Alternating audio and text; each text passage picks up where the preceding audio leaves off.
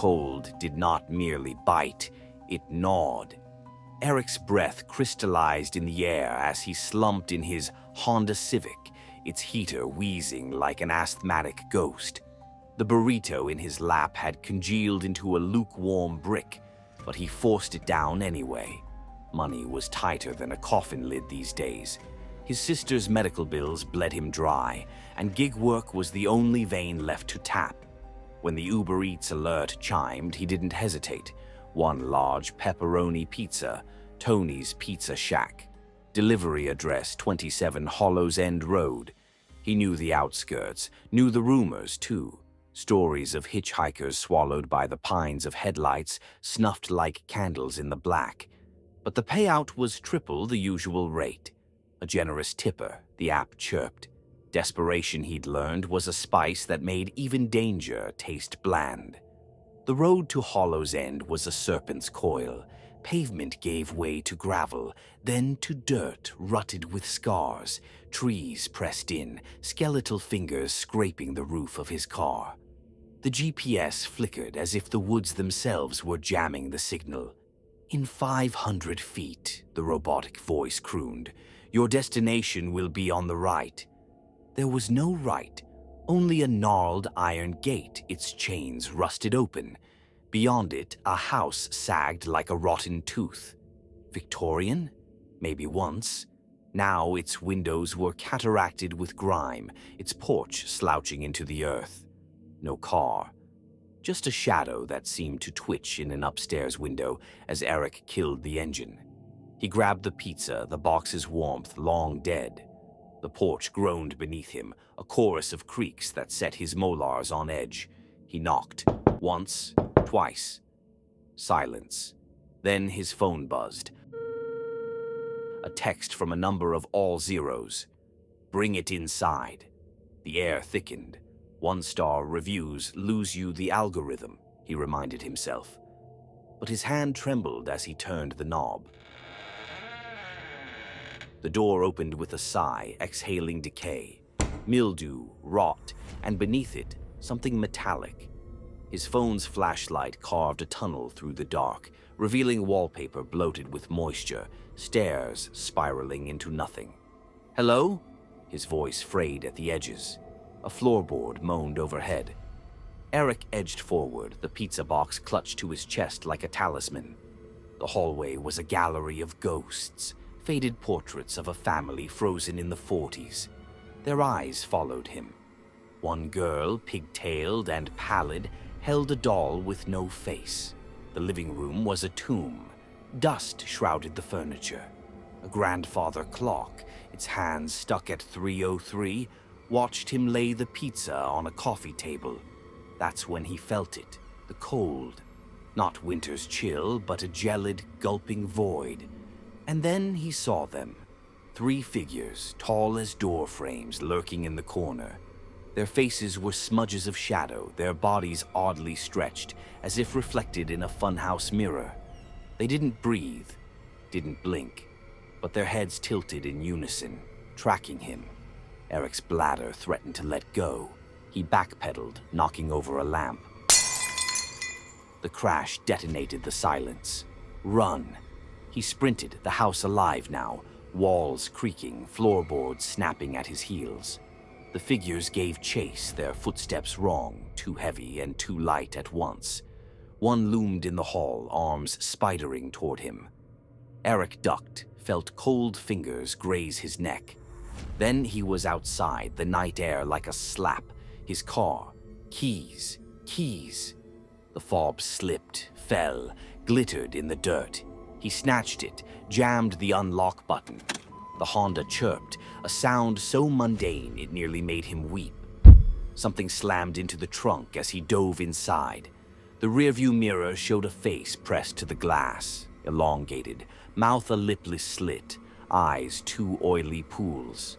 The window cracked in a spiderweb pattern as the thing hammered it. "Start, you piece of shit," Eric screamed. The engine coughed, died, coughed again.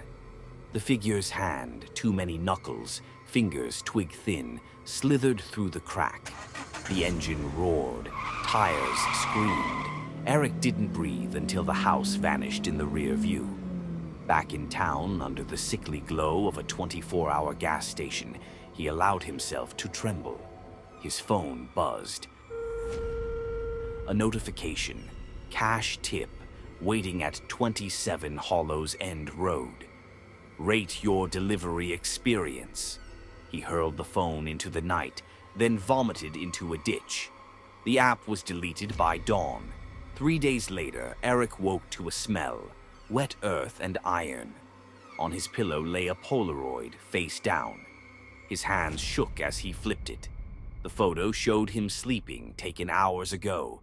Scrawled in red beneath it, "Still owes you a tip." And in his kitchen, the grandfather clock he'd never owned ticked softly, its hands frozen at 3:03.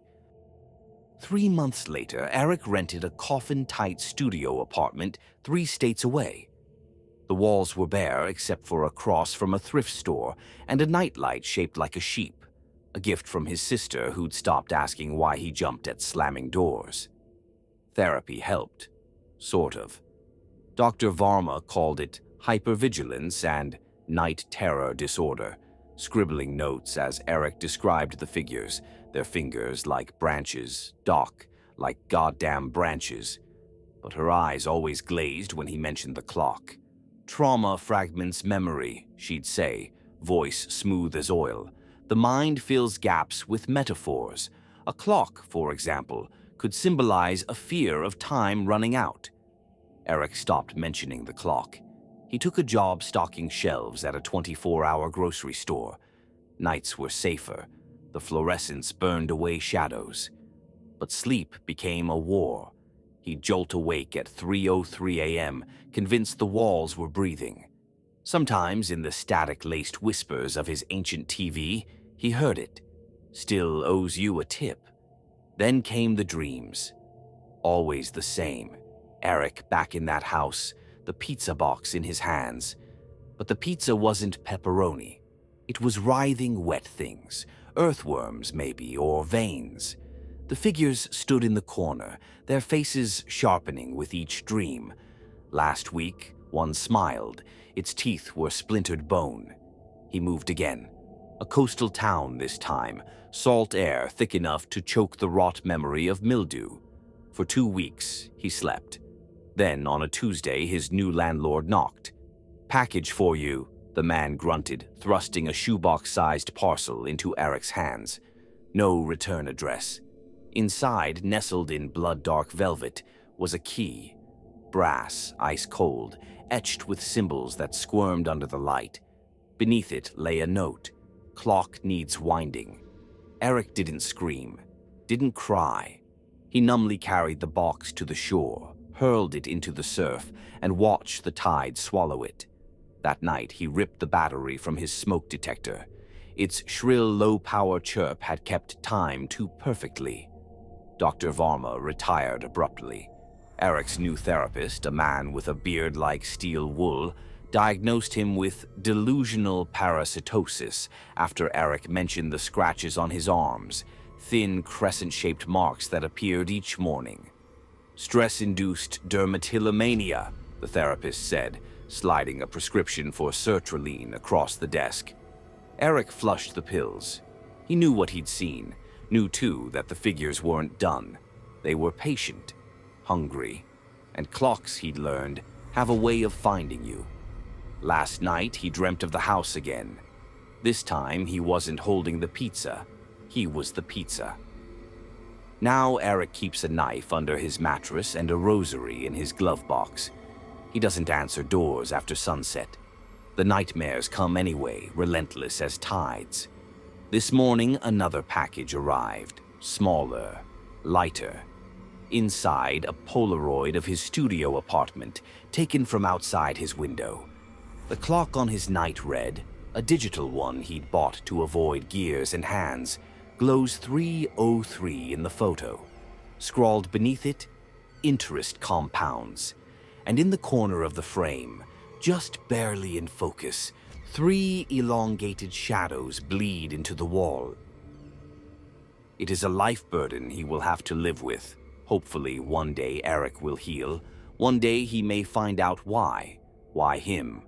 Until then, his life is haunted from that night and what he experienced at 27 Hollows End Road. Join us again soon for more haunted tales and ghostly going-ons here at Nocturne Nightmares. Good night and do sleep tight.